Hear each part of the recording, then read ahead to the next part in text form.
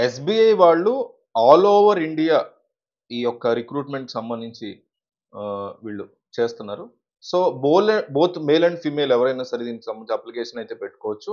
అలాగే ఎస్‌బీఐ రిక్రూట్‌మెంట్‌కి సంబంధించి సెలెక్ట్ అయినటువంటి అభ్యర్థులకి మనకి సాలరీ వచ్చేసి ఎంత పే చేస్తారు అంటే మంత్లీ అలవెన్సెస్ కింద 16,000 స్టార్టింగ్‌లో.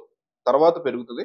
సో, 16,000 అనేది స్టార్టింగ్‌లో మనకి అలవెన్సెస్‌తో పాటు పే చేస్తారు. తర్వాత అది కాకుండా ట్రాన్స్‌పోర్ట్ ఎక్స్‌పెన్సెస్ మీరు ఎక్కడికైతే ట్రావెల్ చేస్తారో ఈ ట్రావెల్‌కి సంబంధించినటువంటి ట్రాన్స్‌పోర్ట్ ఎక్స్‌పెన్సెస్ కింద మీకు ఎవ్రీ మంత్ కూడా రూ. 2,000 అనేది ఇవ్వడం జరుగుతుంది.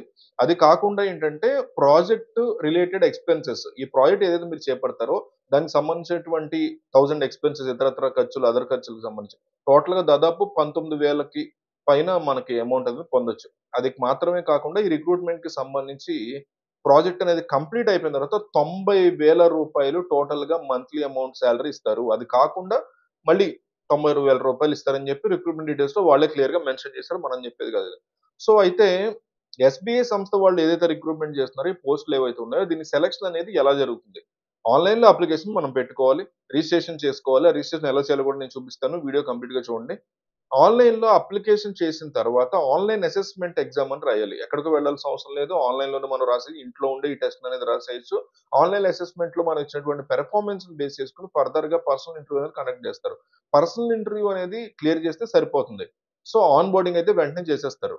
ఇలా మనకి కంప్లీట్‌గా సెలక్షన్ ప్రాసెస్ అనేది ఉంటుంది. ఎవరెవరు అప్లై చేసుకోవచ్చు ఈ రిక్రూట్‌మెంట్‌కి అంటే ఫస్ట్ ఎవరైతే అక్టోబర్ 2025 నాటికి అక్టోబర్ 1, 2025 నాటికి ఎవరైతే డిగ్రీని కంప్లీట్ చేసేసి ఉంటారో సర్టిఫికేట్‌లు వాళ్ళ చేతిలో ఉంటాయో వాళ్ళు అప్లై చేసుకోవచ్చు. ప్రెజెంట్ ఎవరైతే ఫైనల్ ఇయర్ చదువుకుంటున్నారో వాళ్ళకి కూడా అవకాశం. అప్పుడు సర్టిఫికేట్‌లు వచ్చేస్తాయి కదా! సో, వాళ్ళకి ఎనీ విభాగంలో బీటెక్ లేదా డిగ్రీ పాస్ అయిన వాళ్ళకి అప్లికేషన్ అయితే మీరు చక్కగా పెట్టుకోవచ్చు. ఇండియన్ సిటిజన్స్ అందరికీ కూడా ఛాన్స్ కల్పిస్తున్నారు.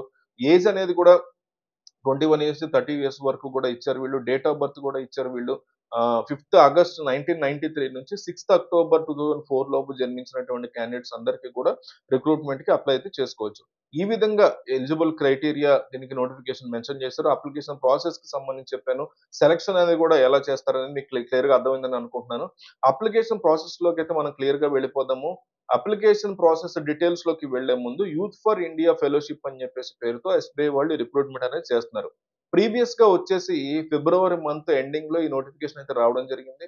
లాస్ట్ డేట్ అనేది ఇంకా ఎక్స్‌టెండ్ అనేది చేయడం జరిగింది. సో, అప్పుడు అప్లై చేసిన వాళ్ళు ఎవరైతే అప్లై చేసారో వాళ్ళందరికీ కూడా అప్లికేషన్ చేయాల్సినటువంటి పని లేదు. ఎవరైతే అప్లై చేసిన వాళ్ళు ఉన్నారో వాళ్ళందరూ టెస్ట్ అటెంప్ట్ ఇచ్చేస్తే వాళ్ళందరూ కామెంట్ చేయొచ్చు. వాళ్ళందరికీ ఉపయోగపడుతది.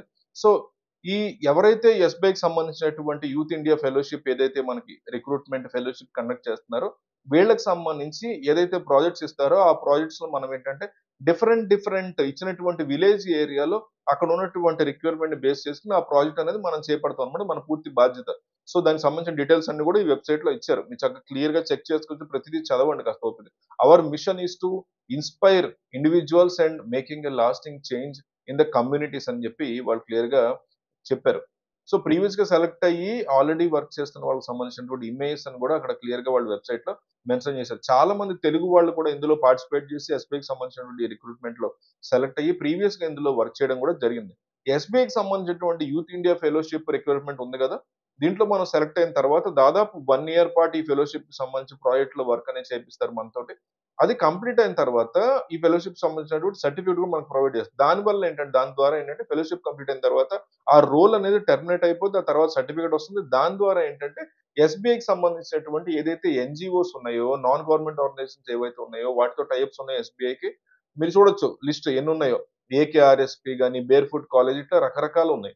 సో, వీటి మీద మనం జాబ్ కూడా పొందేటువంటి అవకాశం ఉంటుంది. ఎవరు కూడా ఇది మనం నెగ్లెక్ట్ అయితే చేయదు. కంపల్సరీ 1 ఇయర్ ఫెలోషిప్ అనేది కంప్లీట్ అయిన తర్వాత ఫెలోషిప్ వస్తది. మళ్ళీ ఇలాంటి ఎన్‌జీఓలో సెలెక్ట్ అయితే గనక రూ. 90,000 వరకు సాలరీ వచ్చే అవకాశం ఉంది. సో, కంపల్సరీ అప్లై చేసుకోండి.